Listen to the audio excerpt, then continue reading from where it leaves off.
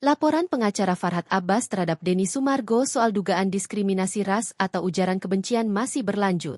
Pada hari ini, Senin, 24 Februari 2025, Farhad Abbas mendatangi Polres Jakarta Selatan untuk menjalani pemeriksaan soal laporannya.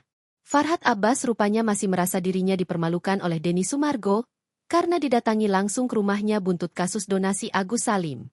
Seolah tak mau berdamai dengan Denny, Farhad pun kini memilih untuk tak mau menjalin hubungan serta bertemu dengan sang aktor.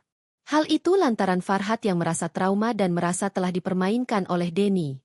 Jadi saya nggak mau ketemu. Saya udah blok telepon dan lain-lain. Saya nggak mau ngomong lagi. Saya trauma dengan orang itu. Saya nggak mau lagi. Biar di depan menteri pun dipermainkan dan ngeyel banget, terang Farhad. Farhad juga merasa apa yang dilakukan oleh pria yang akrab disapa Densu itu sudah melewati batas. Ia kini menantang untuk menyelesaikan permasalahan melalui jalur hukum. Lebih lanjut, Farhad menyangkal soal perkataan Densu yang menyebut sudah berdamai. Tak hanya itu, Farhad merasa dirinya juga telah dimanfaatkan oleh Densu.